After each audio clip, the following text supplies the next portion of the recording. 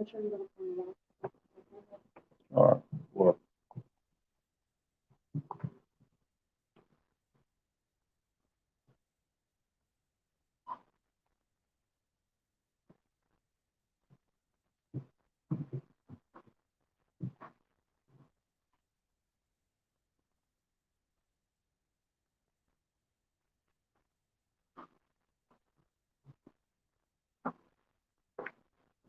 give it a hot second. Let a couple of people get in here.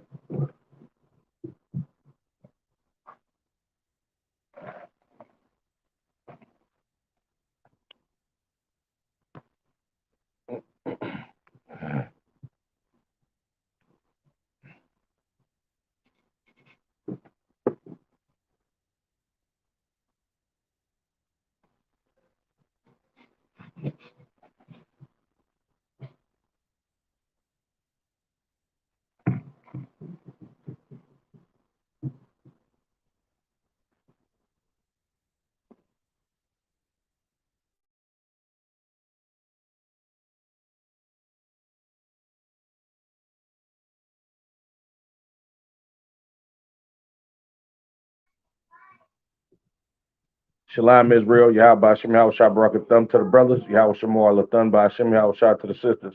I'm Priest Officer 500 Quran Yalla, and welcome to another edition of the Monday Night History class. Tonight, you can tell by the title, we're going to get into Israel's relationship with these other nations. You understand? Your enemies have never been your own people. Your enemies have always been other nations throughout history up until today. You understand?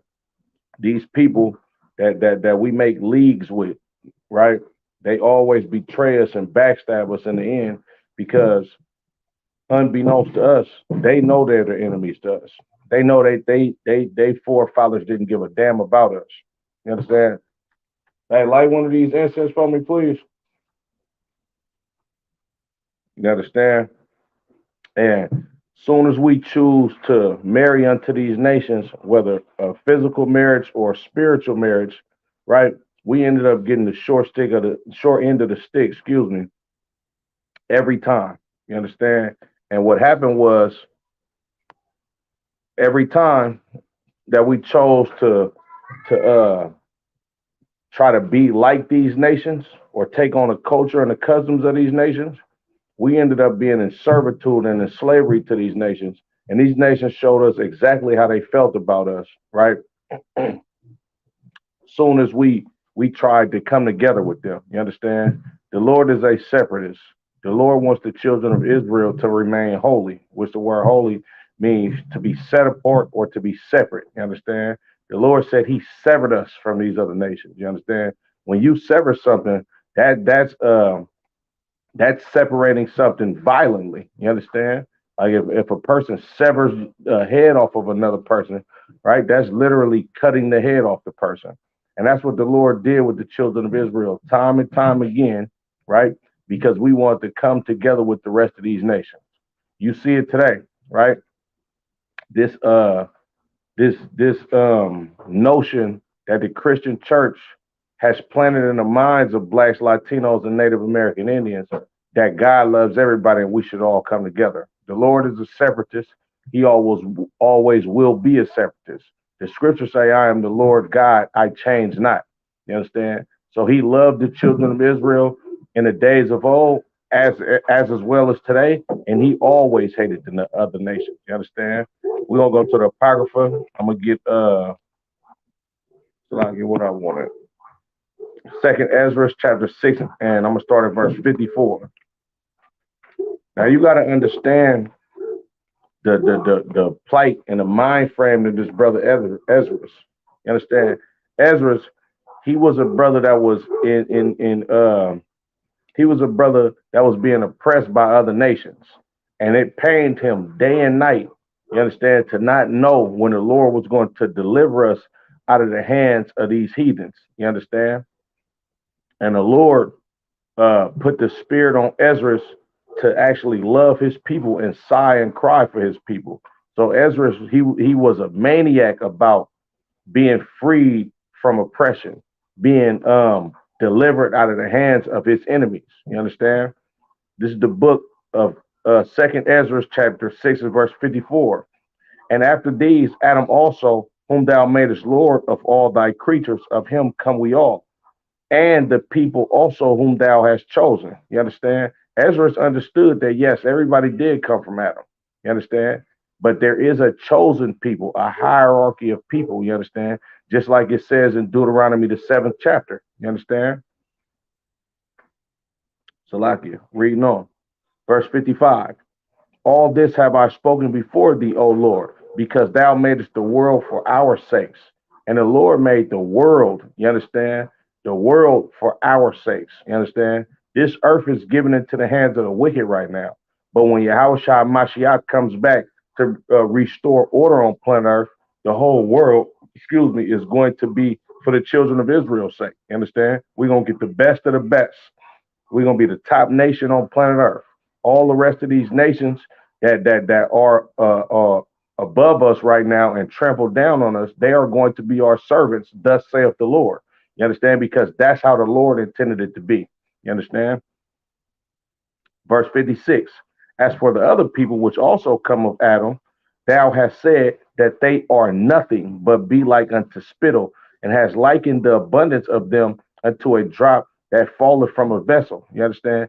Ezra was very, very familiar with the book of Isaiah. You understand? Which Isaiah said, the Lord said that these people were nothing. This is what Ezra is quoting. You understand? And he said, they be nothing and be like unto spittle, meaning like they spit. You understand? They're vain people.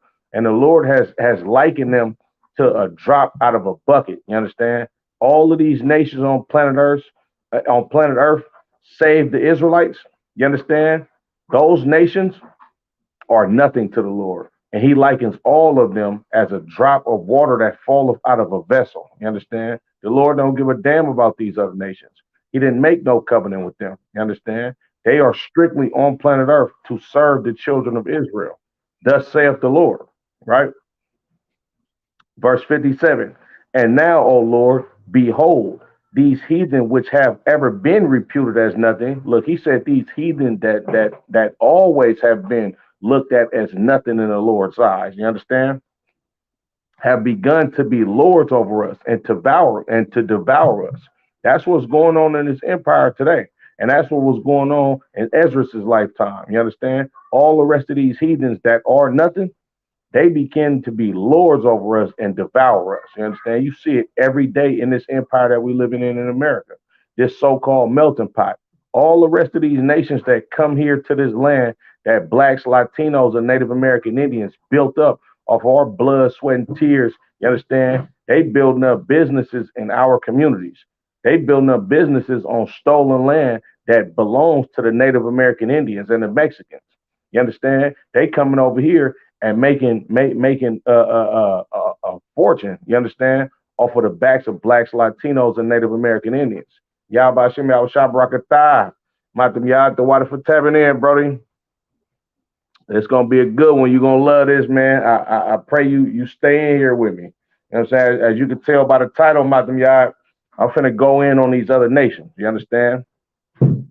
But Ezra said these other nations they begin to be lords over us and devour us. You understand? And you see that, like once again, like I said, in this empire, you see the East Indians coming over here. They selling us crispy, crunchy chicken. You understand? In our own goddamn neighborhoods and selling us gas. The Arabs. You understand? They own the liquor stores and the smoke shops in our communities. You understand? Oppressing us every goddamn day, selling us everything to destroy ourselves. You know what I'm saying? Don't forget about Esau. You understand?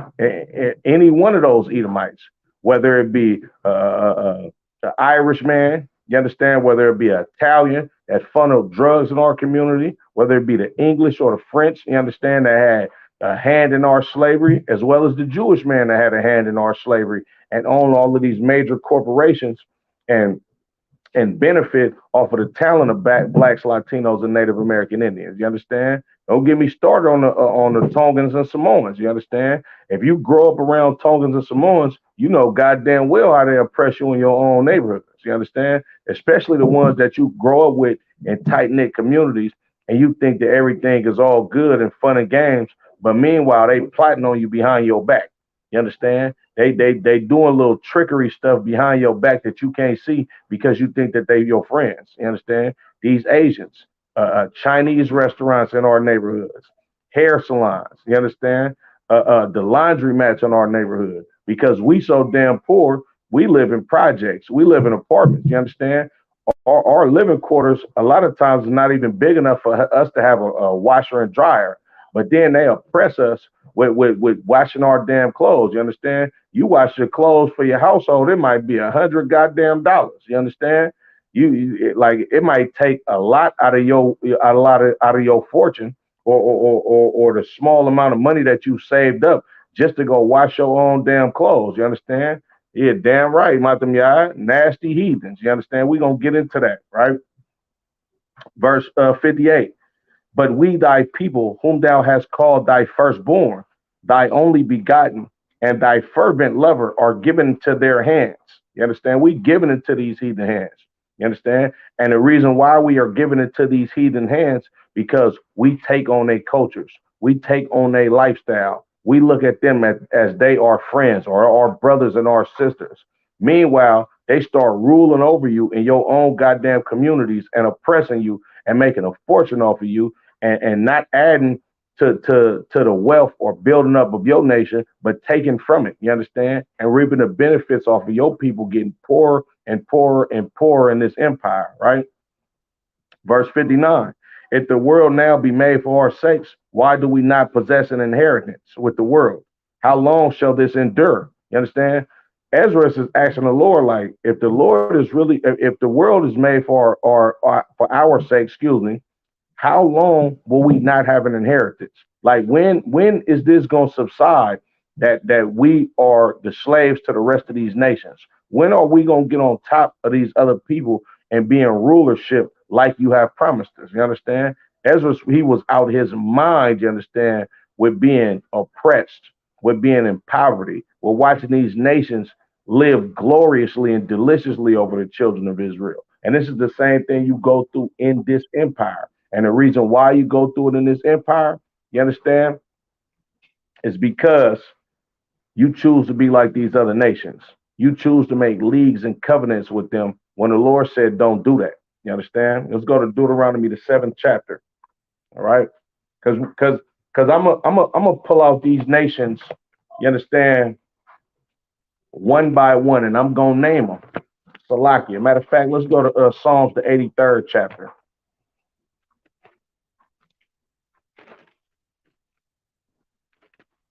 We gonna name these heathens, you understand, as I get into these stories. This is the book of Psalms, chapter 83 and verse 1. Keep not thou silence, O God. Hold not thy peace and be not still, O God. This is King David talking, you understand? Salakia. We go to the book of Psalms, chapter 1 and verse 1.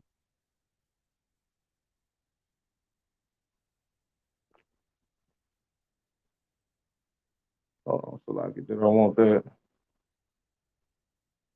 So like I didn't want that. Excuse me. You understand? But the book of Psalms was written by King David. You understand? Verse 2. For lo, Salakia, Psalms 83 and verse 2. For lo, thine enemies make a tumult, and they that hate thee have lifted up the head. You understand? Our enemies, the enemies of the children of Israel, the enemies of God, you understand? They made a tumult, meaning a loud, confucius noise and lifted up the head. You understand? And what they doing, they very proud of what they doing. You understand? That's what it means when they lifted up their head. They walking high and mighty and proud about what they doing to the children of Israel, right? Verse 3, they have taken crafty counsel against thy people and consulted against thy hidden ones. You understand? They taking crafty counsel against us, meaning they've sat back and had meetings. You understand? And came up with diverse conniving ways on keeping the children of Israel up under their feet. This is what you call those United Nation meetings. You understand? They've been doing this. They've been coming together in leagues against the one people on planet Earth that the Lord loves, you understand, above everybody else. They've been came together and made crafty counsel against the children of Israel. You understand? Verse 4, They have said, come and let us cut them off from being a nation, that the name of Israel may be no more in remembrance. You understand? They sit at these United Nations meetings, you understand, and literally come up with plans about oppressing the children of Israel day and night. You understand? Pouring drugs in our community, this was not by accident. You understand? Redlining, telling us where we can and can't get a house at. This was not by accident. All of these high rise public housing project buildings that are in the ghetto, that's crime infested, drug infested, rolling infested, this is not by accident. This is all by design. This is crafty counsel against the children of God. You understand? And they've been doing this. They've been doing this since Egypt. You understand? When the Pharaoh said, "Look, let's deal wisely with them," that's crafty counsel. What he's talking about. You understand? He's saying, "Look, let's pour drugs into their neighborhoods, put them in small, tight quarters, oppress them. You understand? Only give them the menial means for them to be able to sustain themselves. You understand? So these brothers and sisters can go at each other. You understand? So they can fight tooth and nail. So they can be at each other's throats. You understand? Meanwhile, we'll reap the benefits off of these people being destroyed. You understand? That's what that crafty counsel is about. They didn't put white Jesus on us. You understand? They didn't told you that God loves everybody. Meanwhile, you the only ones get murdered.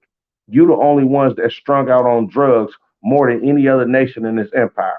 You understand? You the one that's number one in disease. You the number one. You the number one people that's on food stamps.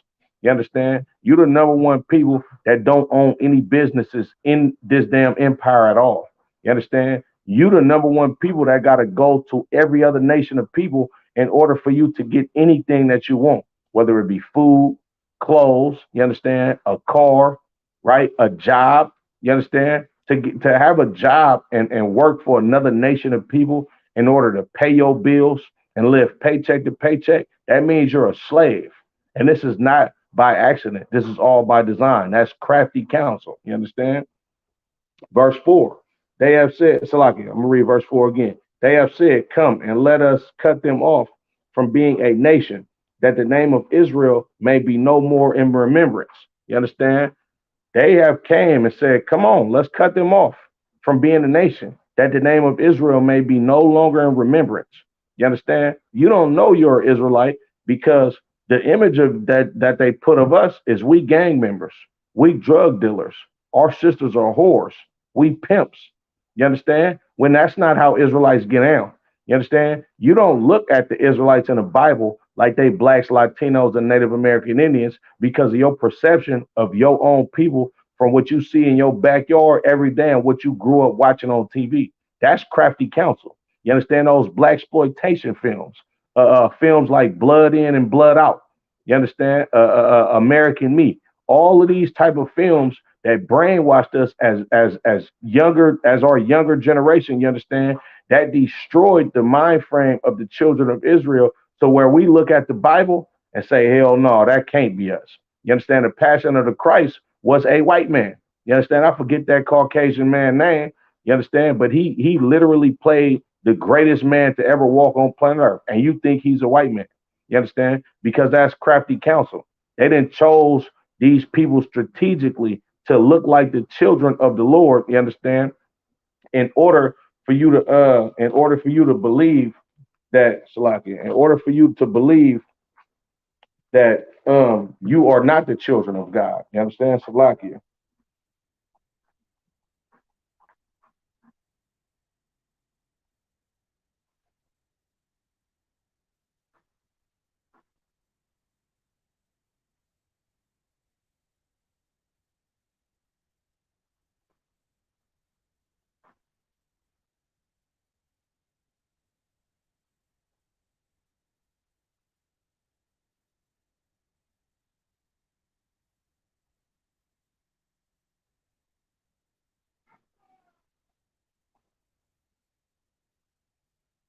The book of Salakia, let me get Job 9 and 24. Excuse me.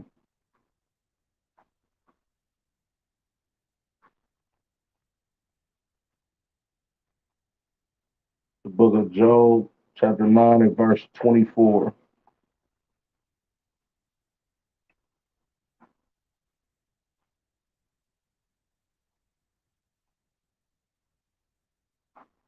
Slovakia. The earth is given into the hands of the wicked. He covered the faces of the judges thereof. If not, where and who is he? You understand? Oh yeah, we gonna get into the Moabites and the Elamites. You understand? We gonna get into all of that, Matam Yai. I'm man. Baba Kashah, stick with me. You understand? But the chief oppressor to the children of Israel, he covered up the faces of the judges of the children of Israel. You understand? That's why you believe that the children of Israel cannot be black people. That's why our people stray away from the Bible, and you think this is a white man's book. You understand? Because all throughout your childhood, you seen a white Jesus. You understand? You seen Passion of Christ, and it was always white boys in the movie. It was never us. Well, I'm here to bust your bubble and let you know that the children of Israel are blacks, Latinos, and Native American Indians, and the white man is the devil that the Bible speaks of. You understand? Period. Salakia.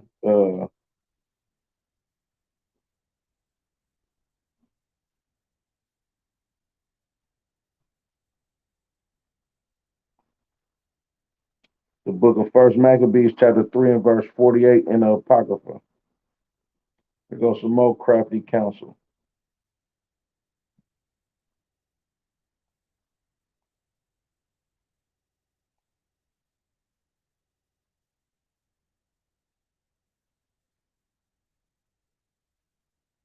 The book of Maccabees, chapter 3 and verse 48.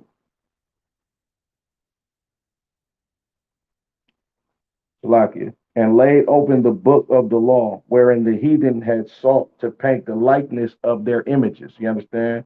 The book of the law is the Bible. And these heathen they sought to paint the likeness of their own images. That's why you think Jesus Christ is a white man. That's crafty counsel. You understand? Salakia. Verse 5. Salakia, Psalms 83 and 5. For they have consulted together with one consent. They are confederate against thee. You understand? All of these nations on planet Earth, they are confederate against the Lord and the Lord's chosen people. You understand? Because they came together with one consent. They're in agreement on one thing. We need to oppress these children of Israel just so they don't rise up over us. You understand? And we become their slaves, right? Verse 6, the tabernacles of Edom. You understand? That's your so-called Caucasians, right? Uh, and the Ishmaelites, that's Arabs of Moab, that's the Chinese, you understand? And all of the rest of the Asian tribes that come from the Chinese. And the Hagarenes, right? Gabal, Salakia, the Hagarenes, Hagarenes, I believe those is either an African tribe or another Arabic tribe. Verse 7, Gabal, those are Africans, and Ammon, the forefather of the Japanese. You understand? And the tribes that come from the Japanese. Verse Salakia, middle of verse 7, and Amalek, that's your so-called Jewish man. The Philistines with the inhabitants of Tyre. You understand? These are so-called Africans. The Philistines and the inhabitants of Tyre, these is Canaanites, your so-called South Africans today. Asser also is joined with them. They have hope in the children of Lot, Salah. You understand? The children of Lot are the Moabites and Ammonites, your so-called Asians, once again. You understand? Asser, the Assyrians. You understand? All of these nations are against the children of Israel, and they always have been. And we're going to get into it. You understand? Salakia, before I get into the scriptures of these certain nations, let's go to the book of Baruch in the Apocrypha.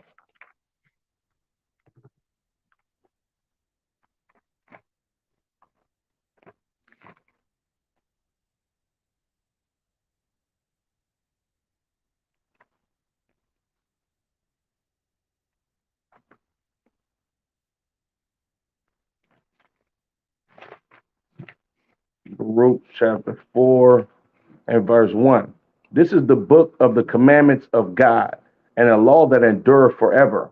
All they that keep it shall come to life, but such as leave it shall die. You understand? This Bible is the book of the law. You understand? And this is how you live, children of Israel. You got to observe these high holy days, observe these feast days. You understand? Observe these dietary laws. Understand the laws of being clean and unclean. You understand? Know how to deal with your people according to these scriptures. Know what to do and what not to do. who to be with and who not to be with, what to celebrate, what not to celebrate. You understand? Come together with your people up under the banner of the ISUBK, up under Commander General Yohana, and grab hold to your own culture. You understand? All of these heathens are not your friends, right? Verse 2. Turn thee, O Jacob, and take hold of it. Walk in the presence of the light thereof, that thou mayest be illuminated. You understand? This is your life. This brings light to your life, these scriptures. You understand? By keeping his law, statutes, and commandments, right? Verse 3. Give not thine honor to another. Don't give your honor to another people. You understand? Don't pledge your allegiance to a goddamn heathen and they gods. You understand? It's not profitable to you. It's only profitable to them because you eventually gonna become their slaves. You understand? Salakia. Nor the things that are profitable unto thee to a strange nation. And what's profitable unto you? Your culture. You understand? Your identity. All the rest of these nations, you understand? You are not to be in the congregation of the children of Israel. You understand? You can't come into the ISUBK unless you come from the seed of Israel. Period. Because this is profitable unto us.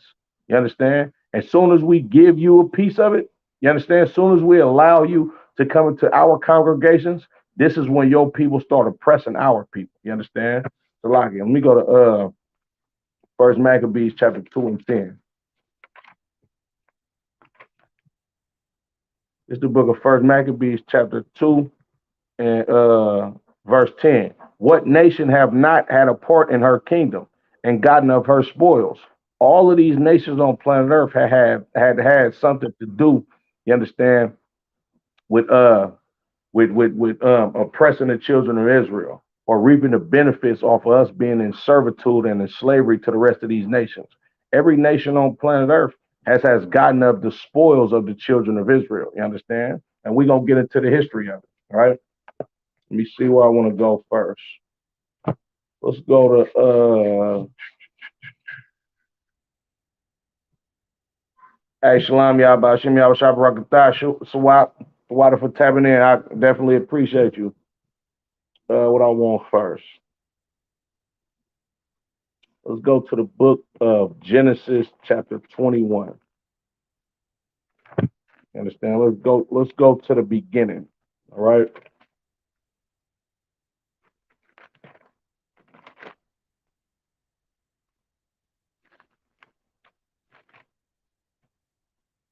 We'll start at verse 22. This is the book of Genesis, chapter 21, and verse 22. And it came to pass at that time that Abimelech and Phicol, the chief captain of his host, spake unto Abraham, saying, God is with thee in all that thou doest. You understand? This dude, Abimelech, is a Philistine king. You understand? He a Canaanite. He is South African. You understand? So he came to Abraham and was like, man, the Lord is with you. You understand? Verse 23. Now therefore swear unto me here by God that thou wilt not deal falsely with me, nor with my son, nor with my son's sons, but according to the kindness that I have done unto thee, thou shalt do unto me, and to the land wherein thou hast sojourned. You understand? So this is just a little quick, brief history of the relationship between Abraham and Abimelech. Abraham, I believe Abraham, he like purchased a piece of the land. You understand? And Abimelech allowed Abraham to sojourn in the land of Canaan. You understand? Because of course the land of Canaan, which was given to the children of Israel, is originally the homeland of the Canaanites or the South Africans they would be today. You understand? And what Abimelech did, himself personally, you understand, he was always Tawab, you understand, with Abraham. He was always good with Abraham. But Salaki, I'm gonna read a little bit more. But him and Abraham, they had a cordial relationship, you understand? So he basically tell Abraham, look, the Lord is with you, you understand? Let's make a covenant that I'm gonna be cool with you and your family gonna be cool with my family. Now keep in mind, these are Canaanites, these are Philistines, you understand? Salakia. And Abraham said, I swear. So Abraham agreed with him. You understand? Verse 25. And Abraham reproved Abimelech because of a well of water which Abimelech's servants had violently taken away. So now let me put this into perspective on how it would be today. You understand? Who these Canaanites would be today, or who these Philistines would be today. This is like this is like for lack of better terms. This is okay. This is like a righteous brother of the stock of the people that the Lord chosen. You understand? In these times, I just use Commander General Yohana as an example. You understand? This is like Commander General Yohana living in the land of South Africa. You understand? And Nelson Mandela and him have a cool and cordial relationship. You understand? Because if you don't know Nelson Mandela, you understand, the famous African that went to jail for whatever reason. I forget the history right now. You understand? These are the people that he comes from. You understand? So this is like basically like Nelson Mandela and Commanding General Yohana having a conversation. You understand? And being cordial and cool with each other, right? But now Abraham, he agrees to make a covenant with him, but he still had to bring up something that happened in the past. And what happened in the past was uh, Abimelech's some of his servants had violently taken away a well. You understand, that was rightly Abraham's because he purchased it from him. You understand, and his servants they didn't give a damn about the deal. They reneged on the deal and violently took it from Abraham's servants. You understand? Verse 26. And Abimelech said, I would not who have done this thing. Neither didst thou did Salaki, neither didst thou tell me, neither yet heard I of it, but today. Verse 27. And Abraham took sheep and oxen and gave them unto Abimelech, and both of them made a covenant. So Abimelech is like, man, look, he like, I ain't even know nothing about this. You understand? Nor has anybody told me, nor have you told me about it. This is my first time hearing about this today. You understand? So, of course, now that he knows what his servant has did wrong, you understand? He made it right with Abraham, and then him and Abraham, they made an agreement. You understand? Salakia. Verse 28. And Abraham set 7 ewe lambs of the flock by themselves. And Abimelech said unto Abraham, what mean these 7 ewe lambs which thou hast set by themselves? And he said, for these 7 ewe lambs shalt thou take of my hand, that they may be a witness unto me that I have digged this well. You understand? So he paying for this well. You understand? Once again, like, look, man, I'm giving you these 7 lambs so we can have an agreement that this is my well that I digged and I own this. You understand? Salakia. Verse 31. Wherefore he called the place Beersheba, because there they swear both of them. Thus they made a covenant at Beersheba. Then Abimelech rose up, and Phicol, the chief captain of his host, and they returned into the land of the Philistines. And Abraham planted a grove in Beersheba and called there on the name of the Lord, the everlasting God. And Abraham sojourned in the Philistines' land many days. You understand? So now Abraham makes a league with the Philistine king that they always gonna be cool. You understand? Throughout generations, their sons are to get along. You understand? So forth and so on. Now, when you read about the account of King David, you understand? King David actually killed the Goliath. You understand? Because the Philistines, they hated the children of Israel. You understand? So this league that Abraham made with Abimelech, it didn't mean a damn thing to the future generations of the Philistines. Just like today, you understand? You might have a heathen friend, but your heathen friend, they ancestors, you understand, have never liked your people. You understand? Your heathen friend, his father is a racist. You understand? And he wouldn't give a damn if you got murdered. His mother is a racist. You understand? The mothers, they might tolerate you. You understand? But all in all, they nation don't give a damn about you. You understand? And that's what happened in the future generations when we went to war with the Philistines so many goddamn times, because the Philistines didn't give a damn about the children of Israel. You understand? Because we not the same people, and they knew damn well that they wasn't our friends. You understand? Salakia. Let's go to Genesis, the 34th chapter. Let me see. I'm gonna go ahead and read this whole chapter. This is the book of Genesis, chapter 34. You understand? And Dinah, the daughter of Leah, which she bare unto Jacob, went out to see the daughters of the land.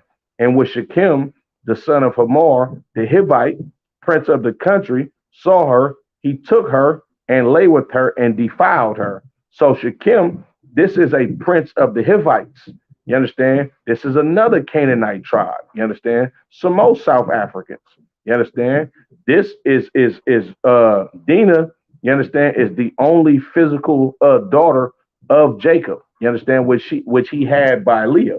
You understand? And what happened was when you're damn right. So why Most High in Christ? You understand? What happened was she went out. You understand? Them living in the land of Canaan. She went out to go see what the girls were doing because she grew up the only girl. You understand?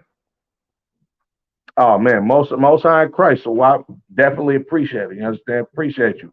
Right? So she went out to go see the sister. I don't want to say sisters, excuse me.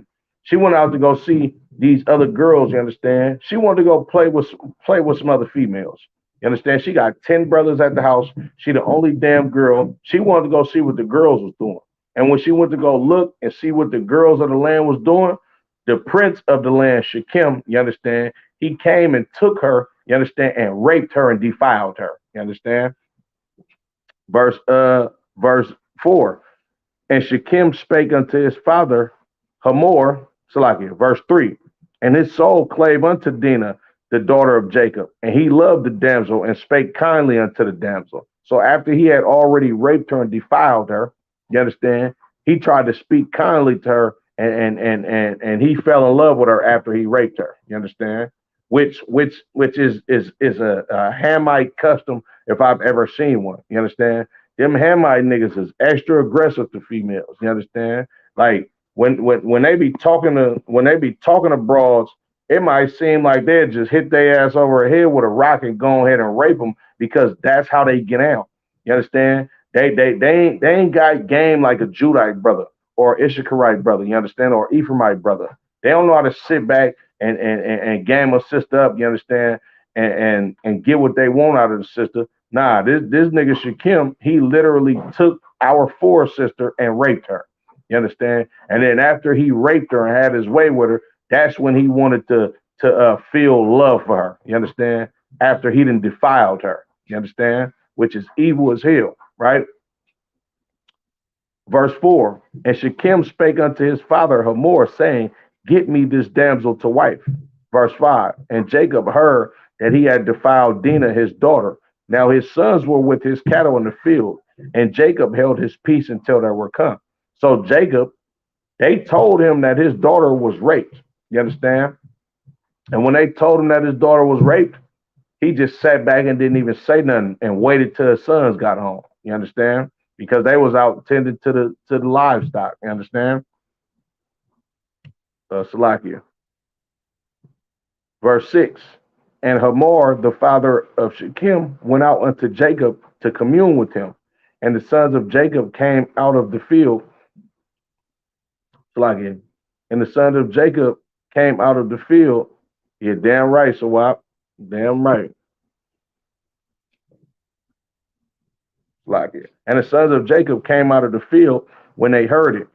And the men were grieved, and they were very wroth, because he had wrought folly in Israel and lying with Jacob's daughter, which thing ought to not be done. You understand? So when they heard about what happened to their sister, these brothers was hot. You understand? They was on fire. You understand? Because what he did was evil as hell. You can't rape a woman in our culture. You understand? Not only can you not rape a woman in our culture, you can't even sleep with a goddamn heathen in our culture. So this is a damn heathen man that raped their little sister, you understand? When he ain't even supposed to touch her in the first goddamn place, all right? Salakia. Uh, Verse 8, and Hamor communed with them, saying, the soul of my son Shechem longeth for your daughter. I pray you give her him to wife, and make ye marriages with us, and give your daughters unto us, and take our daughters unto you. And ye shall dwell with us, and the land shall be before you. Dwell and trade ye therein, and get you possessions therein. And Shechem said unto her father and unto her brethren, let me find grace in your eyes, and what shall ye say unto me? So like unto me I will give, right? So he basically coming with this whole spiel like, look, you understand, what's done is done. My son wants to marry your daughter and your sister. You understand? And if if if if I find favor in y'all sight, you understand, or if y'all agree with me, we gonna become one big happy family, and I give you wherever the hell you want. You understand? Just ask me. Yeah, right. So why? I'm trying to tell you, man. This is it's cold. So why? It's cold. Yeah, like I know how you feeling. So why? Trust me, I know how you feeling. Right?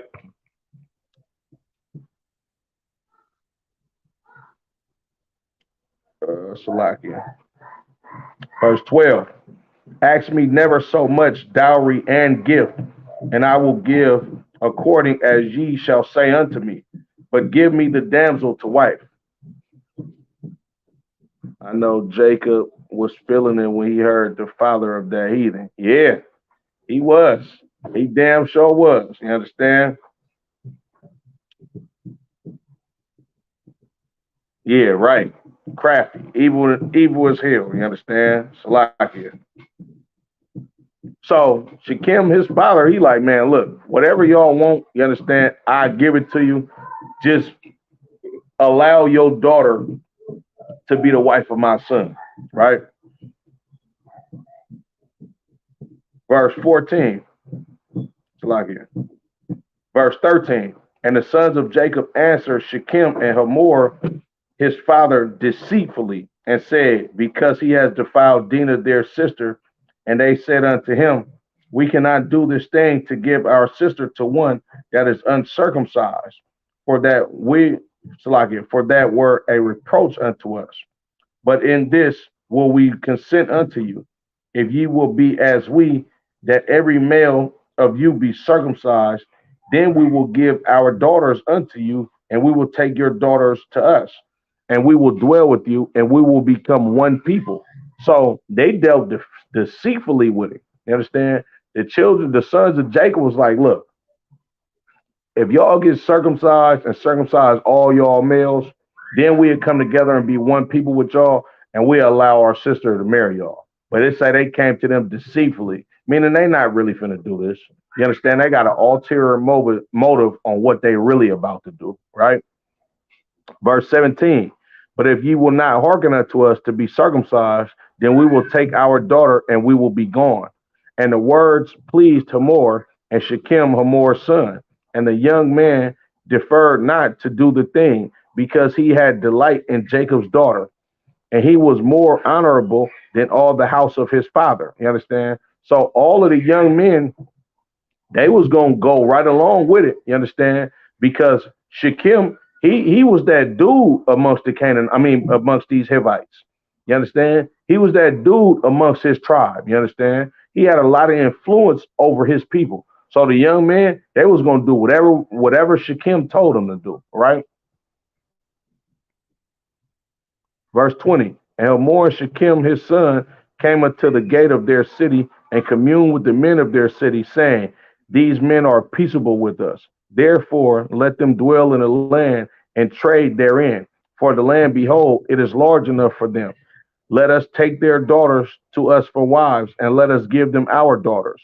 Only herein will the men consent unto us for to dwell with us, to be one people, if every male among us be circumcised, as they are circumcised.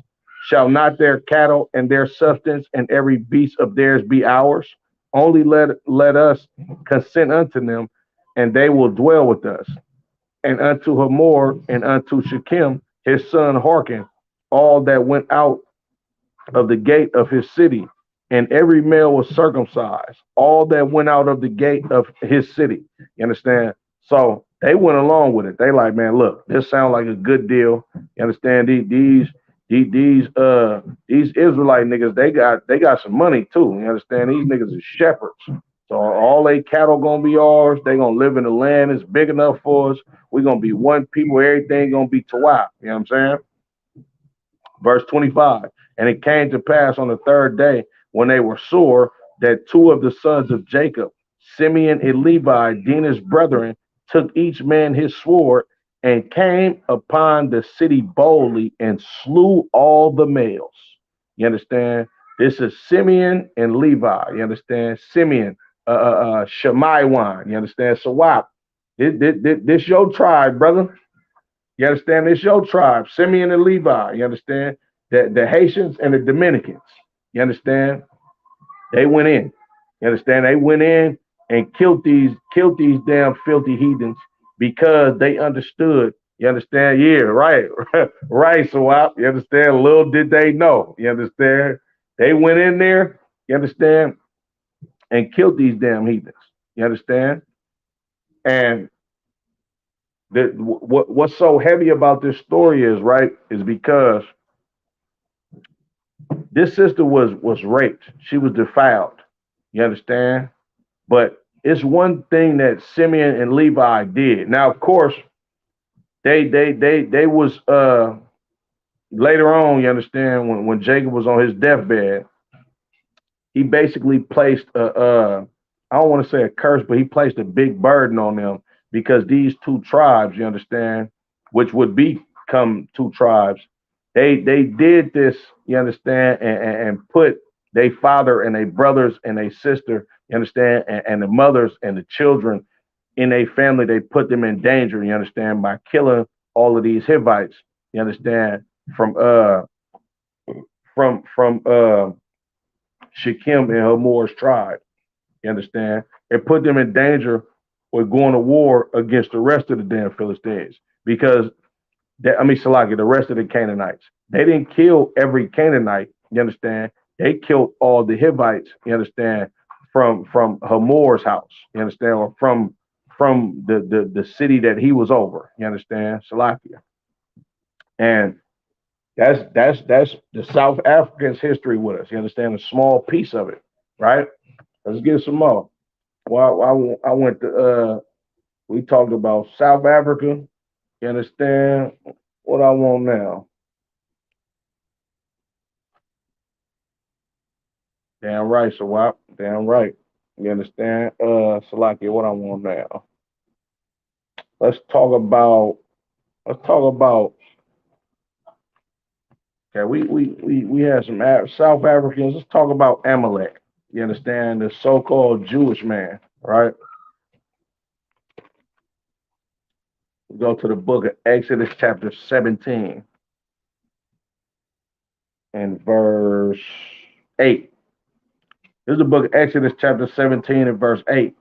Then came Amalek and fought with Israel and Rephidim. And Moses said unto Joshua, choose us out men and go out, fight with Amalek. Tomorrow I will stand on the top of the hill with the rod of God in my hand. So Joshua did as Moses had said to him and fought with Amalek. And Moses, Aaron, and Hur went up to the top of the hill. And it came to pass when Moses held up his hand that Israel prevailed. And when he let down his hand, Amalek prevailed. But Moses' hands were heavy, and they took a stone and put it under him, and he sat therein. And Aaron and Hur stayed up his hands, the one on the one side and the other on the other side. And his hands were steady until the going down of the sun. And Joshua discomfited Amalek and his people with the edge of the sword. And the Lord said unto Moses, write this for a memorial in a book and rehearse it in the ears of Joshua. For I will utterly put out the remembrance of Amalek from under earth. From under heaven. You understand? So now, let's go to Deuteronomy 25, the 25th chapter. You understand?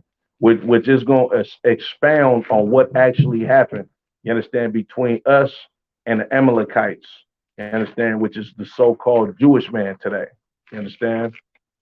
So it said Amalek came and went to fight against us. We didn't go out our way to try to fight against these Amalekites. You understand? We tried to pass through their land. You understand? And we offered to buy water from them and all that. You understand? But they wasn't with it. You understand? They hated the children of Israel. You understand? And the reason why is because the children of Israel, we the chosen people of God. You understand? If you know the history, you understand, you got to do a lot more research to figure out the history. You understand, between uh, uh, Edomite named Zepho. You understand, he's named in the book of Genesis as one of the sons of Esau. You understand, but his history with the children of Israel, you understand, is a very pivotal piece. You understand, on why the Israelites uh, been at war with the Edomites. You understand? But Salaki, let me get before I read Deuteronomy the 25th chapter. Let's go to Genesis the 25th chapter. The beginning of the beginning of our the beginning of the war with Esau. You understand? It started in the womb. Yahweh Shamar Latham by Hashem Yahweh Shah says the water for tapping in.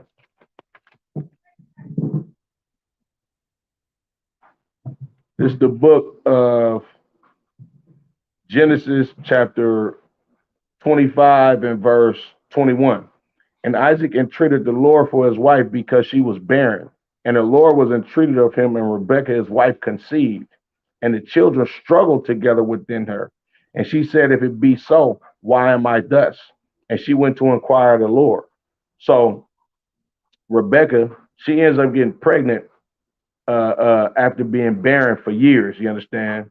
Because uh, Isaac, you understand, he went and prayed to the Lord and asked the Lord, you understand?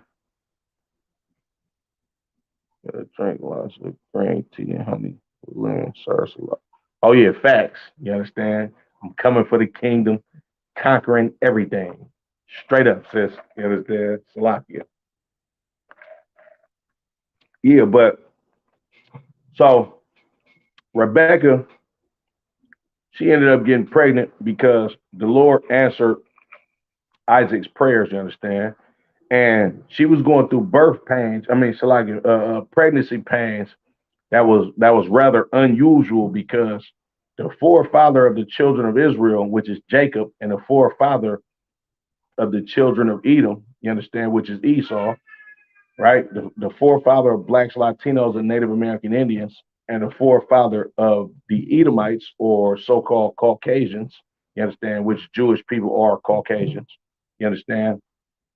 Uh, our forefathers come from the same man and were in the same womb of the same woman at the same time. And we've been at war with them before these two sons were even on earth physically, you understand, taking breaths on their own. You understand? They've been fighting since they was in the womb. You understand? Salakia. So when she figured out, you understand, well, not figured out, when she was going through these these excruciating pregnancy pains, you understand, she wanted to go pray to the Lord, and she asked the Lord, you understand, uh, if it be so, why am I thus? And she went to inquire of the Lord. You understand? She didn't understand, if the Lord really wanted her to have children, why was she in so much pain? You understand? So she went to inquire of the Lord, right? And this is what the Lord said unto her. And the Lord said unto her, two nations are in thy womb. You understand? Two nations, meaning two different nationalities. They are in your womb, right? And two manner of people shall be separated from thy bowels. You understand? We were supposed to be separated soon as we came out. You understand? We're not supposed to be with Edomites. Edomites are not supposed to be with Israelites. You understand? The Lord is a separatist. He wants his chosen people to be holy and severed away from these other nations, even the same nation that was in the same womb with us. You understand? When you Salakia, the book of Deuteronomy, chapter 32 and verse 8.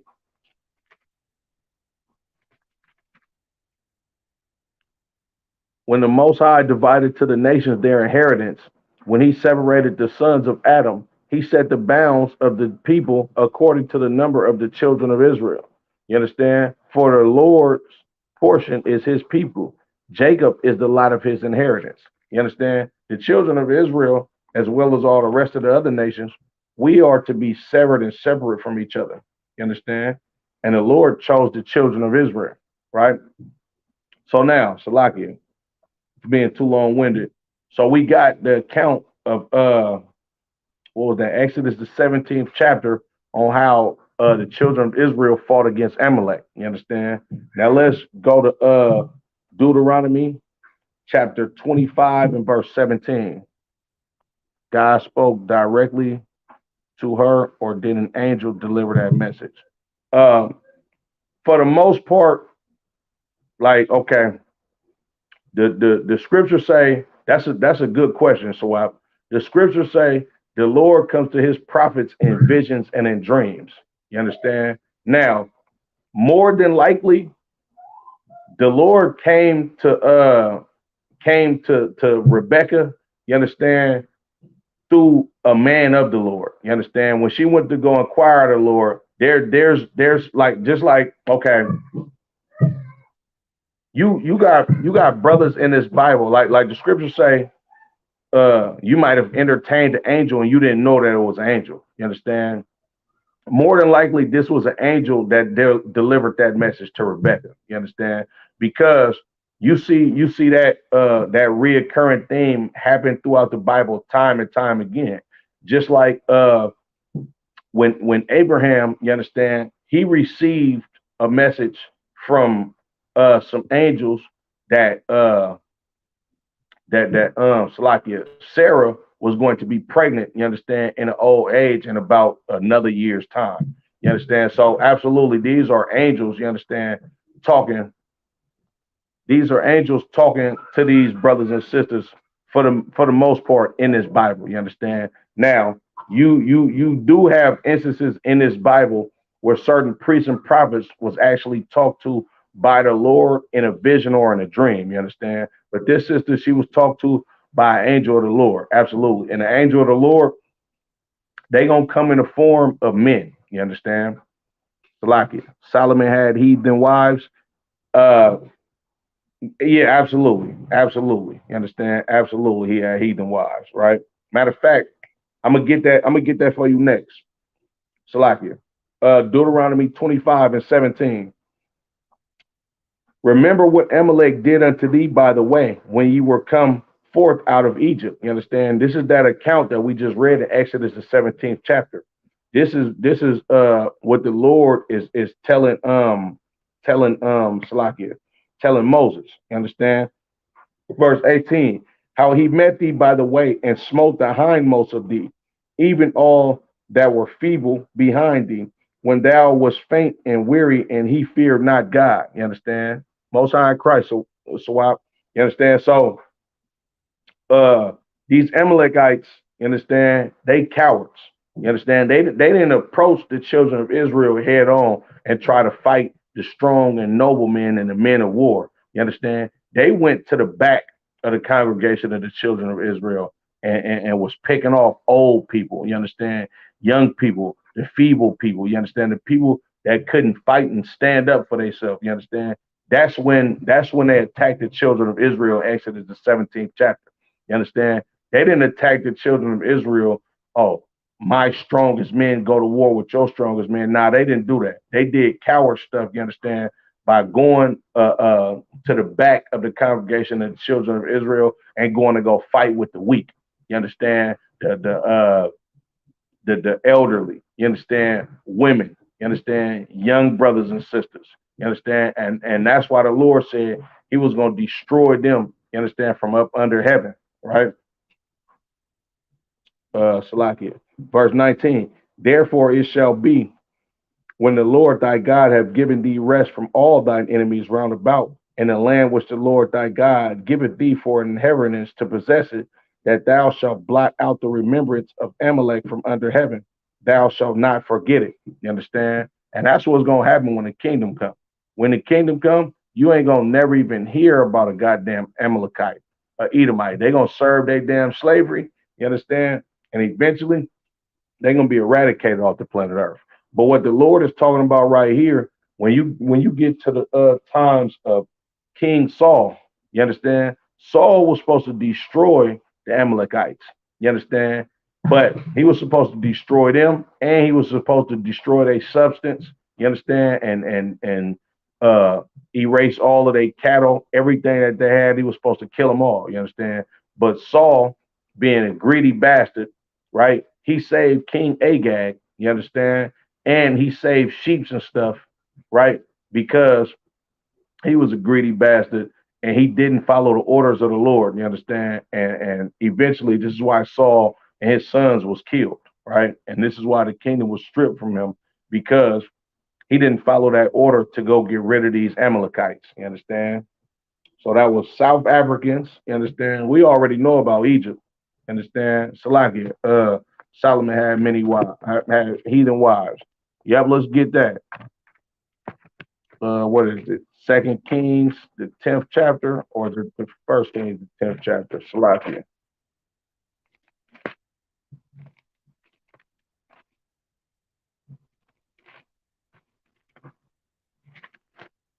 I believe it's um,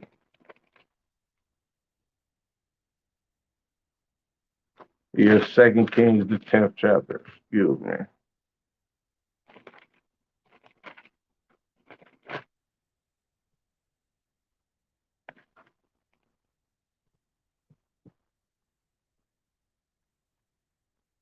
Oh, Salakia. First Kings, the 11th chapter. Excuse me. Yeah, this to answer your question, Matam Yah. This is the book of First Kings, chapter 11 and verse 1. But King Solomon loved many strange women together with the daughter of Pharaoh. You understand? So he had an Egyptian woman. You understand? Woman of the Moabites. He had Chinese women. You understand? Ammonites. He had Japanese women, Edomites. You understand? He had Caucasian women, Zidonians. You understand? Those is Africans and Hittites. You understand? Some more Africans. Verse 2 of the nations concerning which the Lord said unto the children of Israel, ye shall not go into them, neither shall they come in unto you. For surely they will turn away your heart after their gods. Solomon clave unto these in love. You understand? And First Kings, the 11th chapter and the second verse. Yeah, First Kings, chapter 11, and you can start at the first verse and you can read on down. You understand? But what First Kings 11 and 2 is talking about, this is talking about Deuteronomy 7 and 3. You understand? Salaki, let me get that for you. This is the precept that's quoting. You understand? Because the Lord gave us specific instructions to not marry unto these nations, because they gonna turn our hearts from following our gods. This is the book of Deuteronomy, chapter 7 and verse 3. Neither shalt thou make marriages with them. Thy daughter thou shalt not give unto his son, nor his daughter shalt thou take unto thy son. For they will turn away thy son from following me, that they may serve other gods. So will the anger of the Lord be kindled against you and destroy thee suddenly. You understand? And that's exactly what Solomon did. He clave unto these other women in love, and eventually he started building groves and shrines for their gods. You understand? And our people started following these gods. And what happened with that is our people ended up becoming oppressed by these other nations. You understand? And this is how you get the split of the kingdom of Israel. You understand? It went from one king over the whole children of Israel, and then it went two kings. You understand? Because the Lord stripped the kingdom out of Solomon's hands. You understand? Not in his physical lifetime, you understand? But eventually his sons went to war behind being rulers over the children of Israel. You understand? Salakia. Verse 3. And he had 700 wives, princesses, and 300 concubines. And his wives turned away his heart. For it came to pass when Solomon was old that his wives turned away his heart after other gods, and his heart was not perfect with the Lord his God, as was the heart of his father, of David his father. You understand? So Solomon, see, okay, look, right? You said, and God allowed him, then cursed him later. I wouldn't say God allowed him to do it. You understand? It's the same thing like today. Like, let's say, I'm gonna use this as an example, Matam Yad. Let's say you know you're not supposed to smoke cigarettes, right? But you still smoke cigarettes. The Lord might not kill you right then and there. You understand? But eventually you're gonna die from cancer. You understand? So it's not like I don't want to say it's not like he's allowing you. You understand? Or matter of fact, Madam Yah, you can say he allowed him to do it, but the Lord did not approve of it. You understand? So yeah, he allowed him to do it. He allowed him to basically hang himself. And then you got to think about it, right? Solomon, Solomon is the Solomon was Christ before Christ. You understand? Adam was Christ. You understand? Isaac was a reincarnation of Christ. Solomon was a reincarnation of Christ, and then Christ, you understand, ultimately. And you got to look at the life of Christ, right? King Solomon had King Solomon had many wives. King Solomon was a rich king. You understand? Uh, oh, give me 1 second, so King Solomon was a rich king. You understand? He had many wives. You understand? He had a big castle. You understand? He was the richest king that you ever thought of. You understand that ever lived. You understand? But now, what happened? King Solomon, he had all of the wisdom, all of the glory, all of the money and wealth, and all of the women. Now, when he got put back on planet Earth as Christ, he didn't have none of that. He didn't have not one wife. Christ didn't even have a house to live in on his own. You understand? Christ was literally homeless. You understand? Christ was not a rich man, but he was perfect in following the law. You understand? Salakia. It says where you said where in scripture does it cover what happened in the Civil War? Salakia. Let me see. Let me find it for you real quick.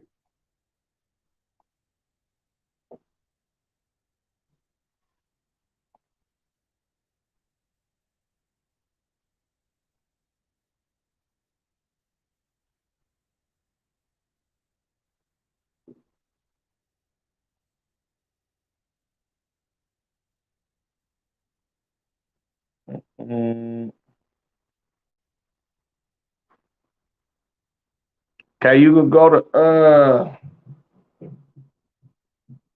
it's been a couple of them. You got a civil war swap in the book of Judges, the 20th chapter. You understand, with the Benjamites and I believe the Judites. That's one of the civil wars. But you want the civil war between basically after the kingdom was stripped from Solomon. Yeah.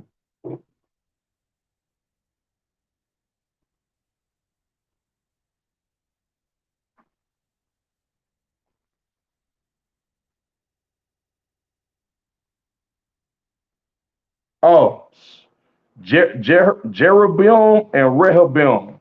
Salakia. Let me try to find that real quick for you.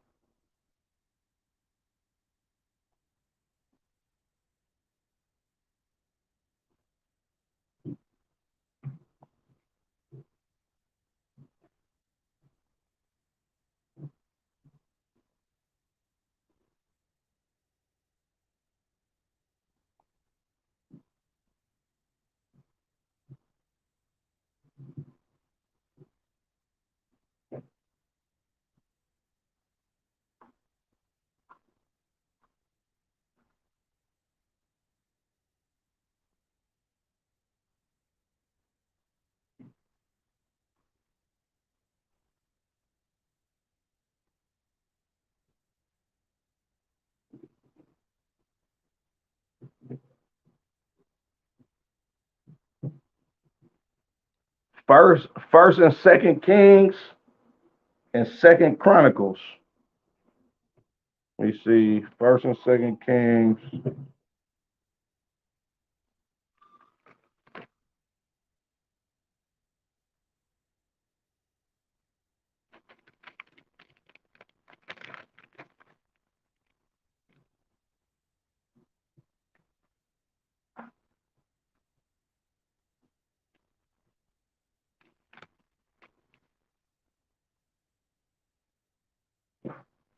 I think First Kings, I want to say like the 14th chapter. So what?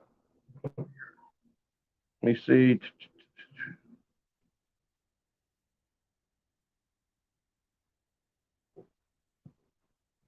Or First Kings, the 12th chapter. You can start at First Kings, the 12th chapter, and read that chapter, and you it's gonna take you into it. It's like around that. It's like around there. But First Kings, the 12th chapter. You understand? Salakia.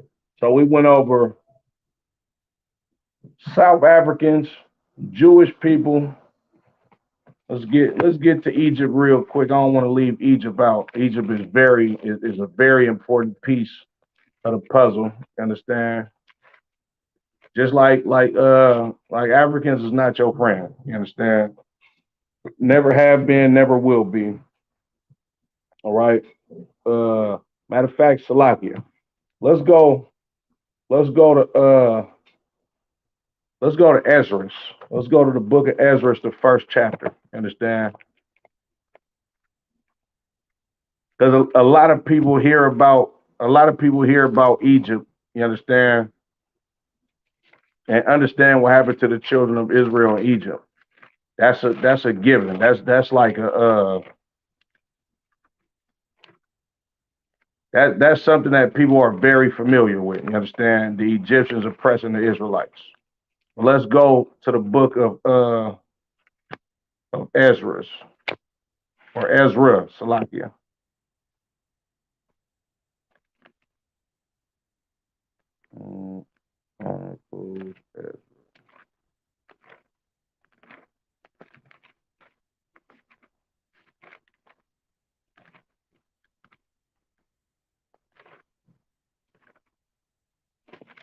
Okay, let's go to Ezra chapter 1 and verse 1. All right.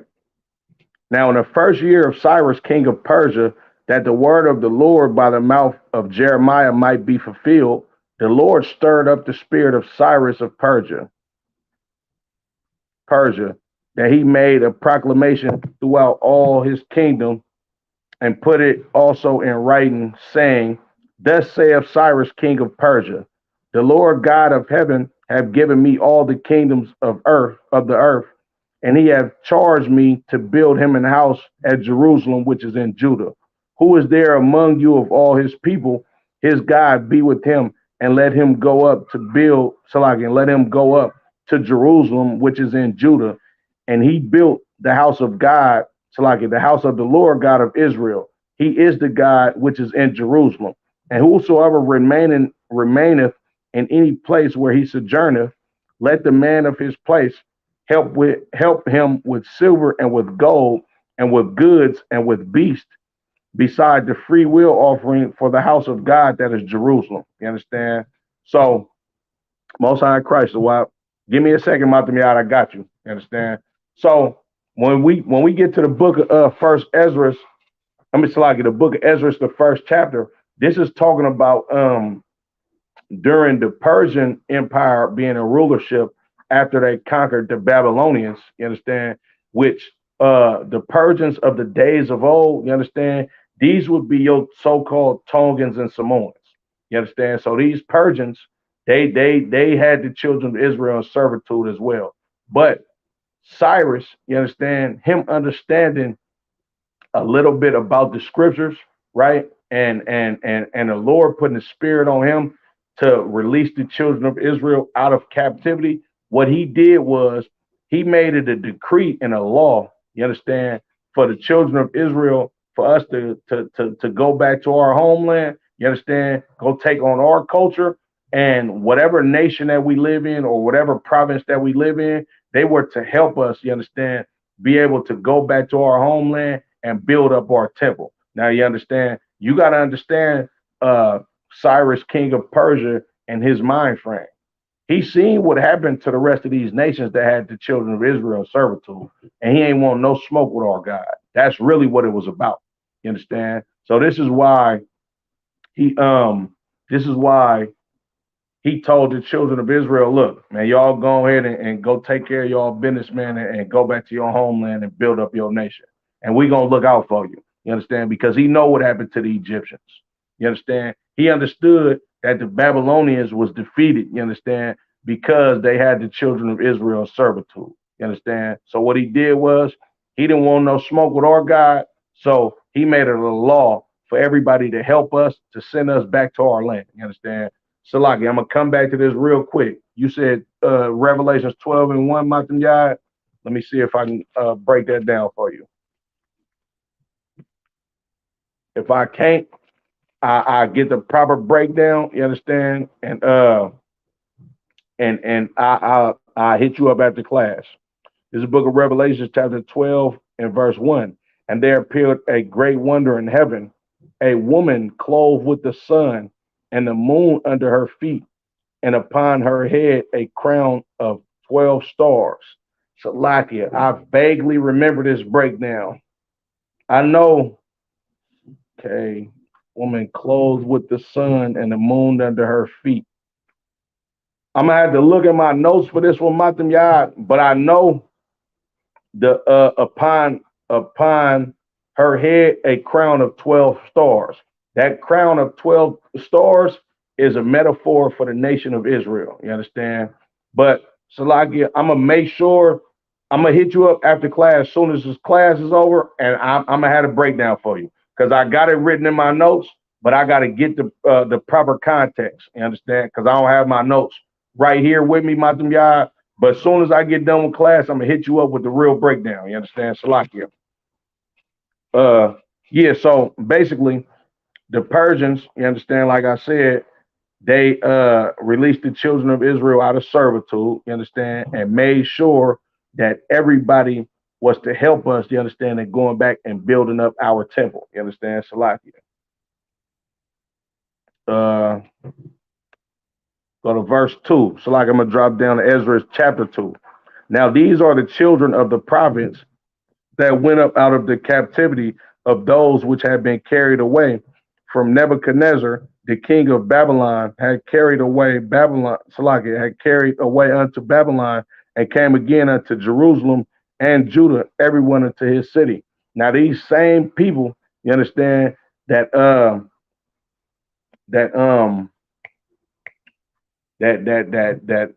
King Cyrus is releasing from captivity. These are the nations. I mean, Shalaki, not the nations. These are the children of Israel that actually went into slavery. You understand? In Babylon. You understand? So this is after the Babylonian captivity, when the Persians have dominion over the known world at that time. These same children of Israel that were slaves in Babylon, these were the ones that Cyrus made a decree. You understand? To to help these brothers and sisters get back to their homeland and build up the temple of the Lord so they can dwell in their own homeland. You understand? Let's go to Ezra chapter 4. This is the book of Ezra chapter 4. Book of Ezra chapter 4. Now when the adversaries of Judah and Benjamin heard that the children of the captivity builded the temple unto the Lord God of Israel, then they came to Zerubbabel and to the chief of the fathers and said unto them, let us build with you, for we seek your God as ye do, and we do sacrifice unto him since the days of Esar Haddon, king of Assur, which brought us up hither. Now, you got to understand, right, who these people are, right? This is after the Assyrian captivity of the northern kingdom and after the Babylonian captivity of the northern kingdom. You understand? When you read in the book of so like I believe is Second Ezra, you understand, and the Apocrypha, that lets you know, you understand, that the northern kingdom never returned into the land of Israel. They never returned to the nation of Israel. You understand? They went into a further country where no man dwelt. You understand? And the name of it was called Arsaris. You understand? That's talking about America or the Western Hemisphere that we known as the Americas. You understand? And this is when they came to. But the Assyrian king at that time, you understand, he began to import other people in the land of Samaria, you understand, or the capital of the northern kingdom of the children of Israel, you understand, which is Samaria, right? This is why when you read in the book of John, the fourth chapter, when when Christ was talking to the woman, you understand, that had five husbands, you understand, she was a damn whore, right? She was a heathen. You understand? I'm gonna get that in a second, you understand? But these people, right, they were not Israelites. They were a mixture of people. They was Assyrians, it was some Hamites, you understand, and it was East Indians or the Elamites as they're known in the scriptures. You understand? Verse 3. But Zerubbabel and Jeshua and the rest of the chief of the fathers of Israel said unto them, Ye have nothing to do with us to build an house unto our God, but we ourselves together will build unto the Lord God of Israel, as King Cyrus, the king of Persia, hath commanded us. Now, mind you, this is years on down the line. You understand? This is around the time of I think King Artaxerxes. So this is like I want to say like two or three kings after Cyrus, you understand, had already passed his throne down to his sons. You understand? And they coming up against the children of Israel, asking like, look, man, we want to serve your God. You understand? We want to make a league and a covenant with you. We want to go ahead and serve your God and help y'all build up the temple. Now, these brothers understood what it meant to keep these heathens separate away from us. You understand? Because we didn't already been through too many captivities up under these heathens, trying to make leagues and join together with these heathens. And what happened to us in the end was we got the short end of the stick and they began to rule over us. You understand? So these brothers was like, look, man, no disrespect, but hell no. Y'all ain't got nothing to do with us. You understand? You can't come serve our God with us. You understand? The Lord said we holy and separate, and we don't want nothing to do with y'all. You understand? Verse 4. Then the people of the land weakened the hands of the people of Judah and troubled them in building. You understand? So they going to war with us while we trying to build up the Lord's temple. You understand? That's what heathens do to you. When soon as you tell heathens that you don't want them to be a part of your congregation, you understand? They begin to try to afflict you and oppress you. You understand? Just like if you let heathens into your nation, they're going to afflict you and oppress you. You understand? And this is exactly what these heathens did right here. So like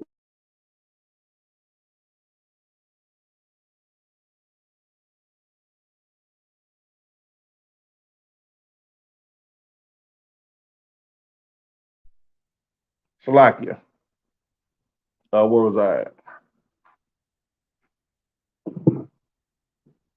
Verse 5. And hired counselors against them to frustrate their purpose. And the days, Salakia, all the days of Cyrus, king of Persia, even until the reign of Darius, king of Persia. Like I said, this is about Salakia was the northern kingdom marrying Assyrian women before we left. Uh, Most likely, yeah. You understand? Most likely, yes. Because, yeah, yeah. As a matter of fact, yes. And the reason how you know this is because this is what prompts our people to start following after other gods. You understand? Like if we like I read to you in Deuteronomy the seventh chapter and the third verse. You understand? When you take on wives and start making marriages with the rest of these nations, then you start following their gods. You understand? So of course, because we were not following the law, you understand? we would start marrying these heathen women. Matter of fact, Salaki, you got to think about it like this. Look at these fake Israelite groups. You understand? Look at them purple homosexuals, right? Their leader literally tells you that a man is not supposed to have more than one wife, right? Because of whatever goddamn reason he tell you, understand, which is not biblical at all, right? So just because he believes in you can only have one wife, you understand? So does his congregation believe in him. You understand? Like if you enforce the law, then your people are going to follow the law. You understand? Commander General Yohana enforces the law. So all of the men in the ISUBK up under Commander General Yohana, we follow the law. Now go back to King Solomon's time. King Solomon was a king over the whole nation of Israel. There was no northern and southern kingdom when Solomon was the king over the children of Israel. But him being the king over the children of Israel and him having heathen women as wives, naturally his congregation or his people is going to do or they will be allowed to marry how he married. You understand? Just like if it says Solomon, uh, uh, when it says Solomon, his heart turned after they gods. Solomon was not the only one out of the whole nation of Israel that was sleeping with heathen women or following their gods. You understand? That makes sense, Cornell. They have found Assyrian archaeology in South America. Man, this is heavy. Yeah, you understand? It makes perfect sense because a lot of the customs that you got to think about it, right? Of course, the Northern Kingdom, their they plan was to come to America to keep the land. I mean, to keep the laws without influences of being around heathens. You understand? But they was around the Assyrians so damn much that it's not far fetched that they would bring some of those customs with them because it became a part of their makeup. You understand? As a part of a nation because they just served so many years in slavery, just like today, right? Blacks, Latinos, and Native American Indians, we was in slavery to the Caucasian man. The Caucasian man brought over swine. You understand? He introduced us to eating abominations out of the ocean. You understand? And now, right now, to this day, you got blacks, Latinos, and Native American Indians that still eat swine, that still eat pork, shrimp, crab, and lobster. You understand? We still celebrate his holidays. You understand? It's because it became the makeup of our people that live in this land. Yeah, damn right, sis. It ain't nothing new under the sun. You understand?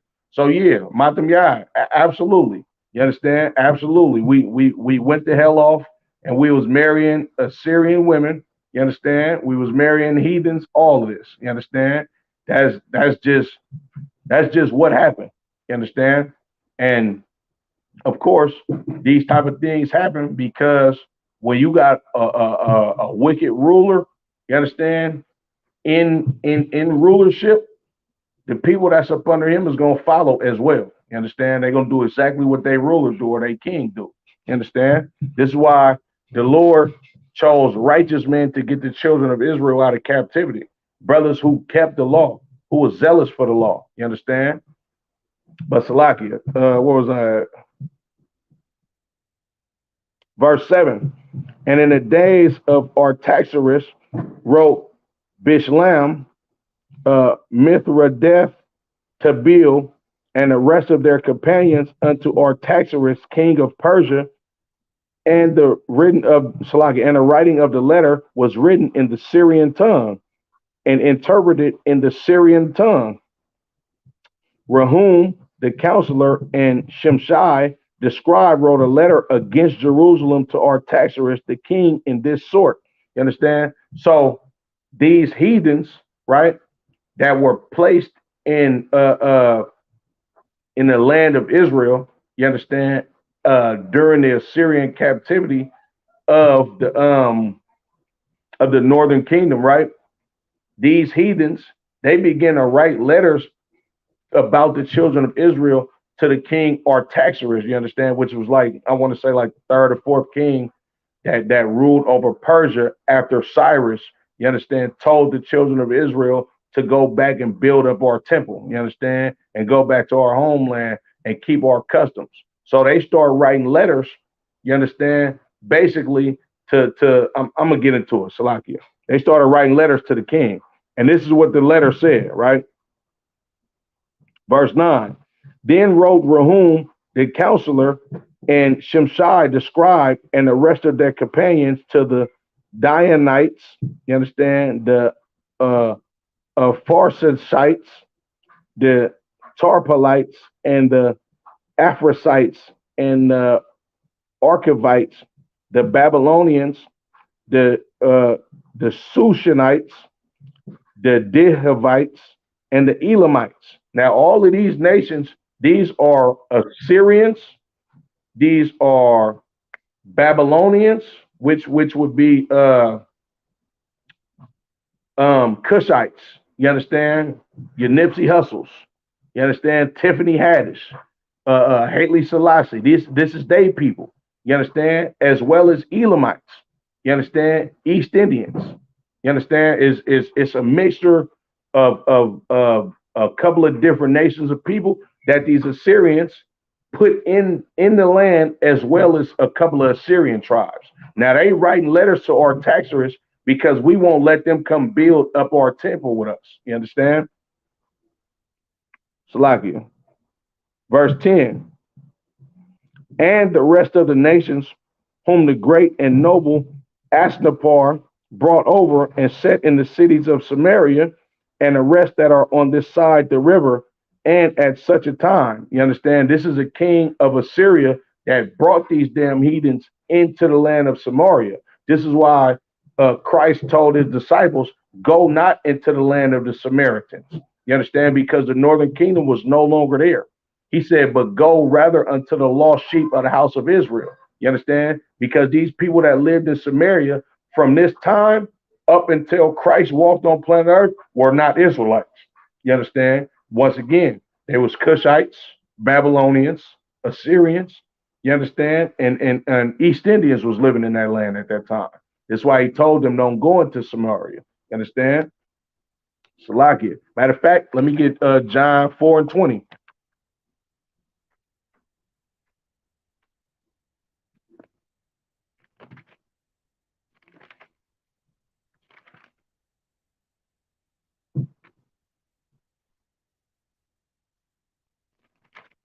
The book of John, chapter 4 and verse 20. Salakia. John 4 and verse 20. Our fathers worship in his mountains, and ye say that in Jerusalem is the place wherein men ought to worship. You understand? This heathen woman, she telling Christ, like, look, my fathers worship in this mountain, meaning she was trying to claim this land or claim that she was one of us when she was a goddamn heathen put there by the Assyrians, and Christ knew this. You understand? Salakia. Verse 21. Jesus, or Salakia, Yahushua saith unto her, woman, believe me, the hour cometh when ye shall neither in this mountain nor yet at Jerusalem worship the Father. Ye worship, ye know what, Salakia, ye worship, ye know not what. We know what we worship, for salvation is of the Jews. You understand? See, Christ understood that this was a heathen. You understand? Christ wasn't going to give what was profitable unto him and his nation, just like he told the Edomite woman, you understand? I'm not going to give you of the children's bread. You understand? Because this was a heathen woman. He understood her pedigree and that she didn't come from the land of Israel because he knew the history on what happened to the northern kingdom. You understand? And this is why he got at her like, look, you're not going to be worshiping here. You understand? When that time comes, because you're not one of us. You understand? Christ understood that the Lord was a separatist. You understand? He says salvation is of the Jews, meaning you not an Israelite. You understand? You're not finna get salvation from the Lord. I ain't come here to live and die and teach you how you supposed to live because you're not one of us. You're not an Israelite. You understand? Salakia. But all of these heathens living in the land of Samaria or calling themselves Samaritans, you understand? All of that began during the Assyrian captivity when these Assyrian kings placed these heathens, you understand, in our lands. They're not the only ones that did this. The Greeks did it as well. The Greeks placed heathens in our land, you understand, when they conquered us, right? But Salakia, I'm going to go back to Ezra, the fourth chapter.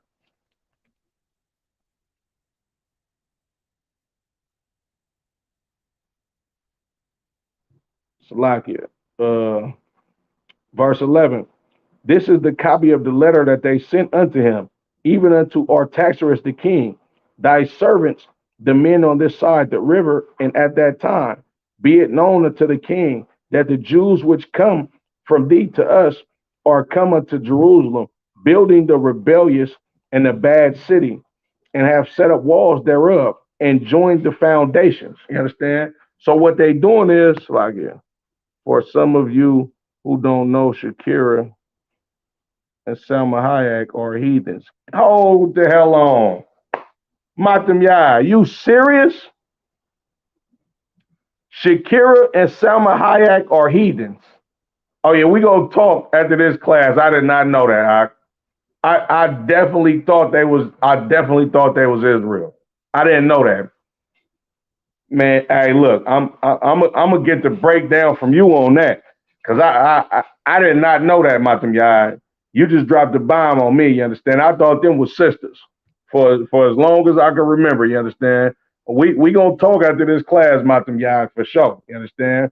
But Salakia, so basically these heathens they started writing letters unto uh the king of Persia at that time, Darius, and was telling him, look, man, you letting these children of Israel build up this city, you understand? They rebellious, you understand? And I'm gonna show you what they meant by this, right? Verse 13, be it known now unto the king that if this city be builded and the wall set up again, then they will not pay toll, tribute, and custom, and so thou shalt damage the revenue of the kings. So he like the heathens in the city of Samaria, they write to the king like, look, if you let them build up their city and strengthen themselves back in their own land, you understand? They not finna pay you no more taxes. You understand? They not finna pay no more tolls.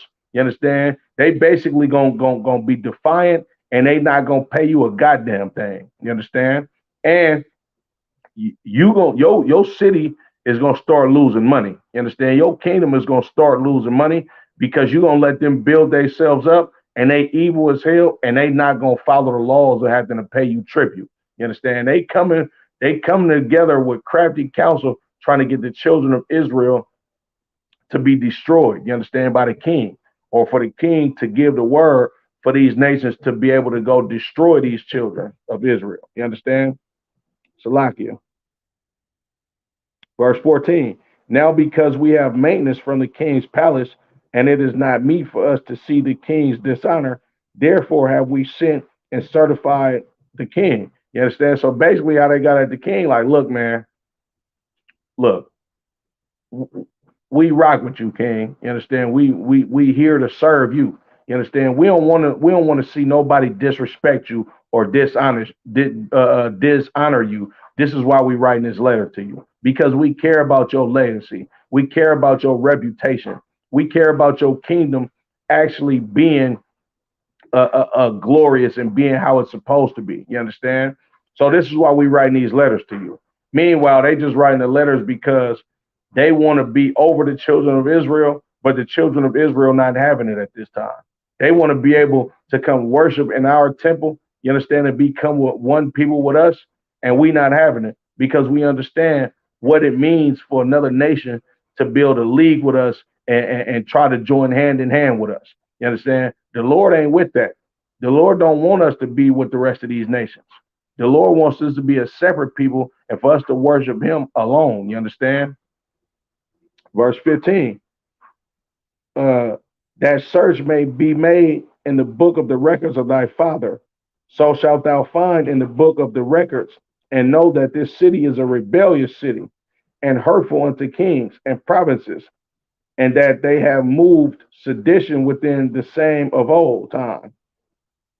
Salakia, for which cause was this city destroyed? Understand? So he like, man, look, go check in the records of your forefathers, and you're gonna understand why this city was destroyed. Because they are rebellious people. They're not gonna do what you tell them to do. They're not gonna pay you tribute like how they owe you, seeing you are basically the king of the damn earth at that time. So go ahead and look in your forefathers' records, and you're gonna see that this is a rebellious people, and this is why their city was destroyed in the first damn place. You understand?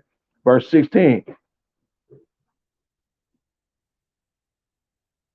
Uh, we certified that the king, so like we certify the king that if this city be builded again and the walls thereof set up by this means, thou shalt have no portion on this side the river. You understand? That's these heathens.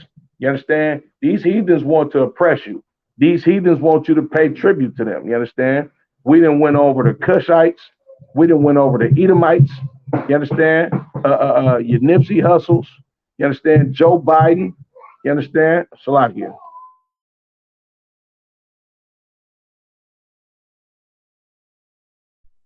We done went over your Joe Bidens, you understand, your Donald Trumps, you understand, what's her name? Salakia. She a damn Edomite too, but she didn't trick black women in America to think that she is a black woman. The vice president, I can't remember that broad name for nothing right now. You understand? We didn't went over your Nelson Mandelas. You understand the Kimbe Mutombos, all these damn Africans. You understand your East Indians. When you read the book of First Maccabees, you understand in the whole first chapter, you're gonna see the Greeks, some old white people. You understand? We reading about the Persians. You understand, which is your Tongans and Samoans today. You understand? Oh yeah, Matam Yad. I knew J Lo was a heathen. You understand? I understood that, right? But these same people that you think are your friends, when you look throughout history in this Bible, you understand? And if you don't even believe in the Bible, you understand? If you go look throughout history on what happened with blacks, Latinos, and Native American Indians, you understand? You're going to see that all of these nations have oppressed the children of Israel. They've always hated you, whether it's Egyptian, understand? Whether it's a Caucasian man, whether it's an East Indian, whether it's an Arabic man, you understand? Uh, the list goes on and on. You understand? All of these nations on planet Earth, they are against the children of Israel. You understand? And you read about that emphatically in the Bible. You understand? With that being said, I'm gonna go ahead and end it. Yahweh Hashem Yahweh Shabbarakathum to the brothers. Yahweh Shamar Lathan by Hashem Yahweh Shah to the sisters. The water for tapping in. Matam Yad. Sawap. You understand? I definitely appreciate y'all. I believe my Adawan Kasar Pakai was in here. Salagia for being out of order. My Adawan Natazab. My sister as Ross, the water for tapping in, sis. You understand? Definitely appreciate y'all feedback and y'all questions. Matam Yad, I'm finna get with you in a second. With that being said, Shalom, Israel.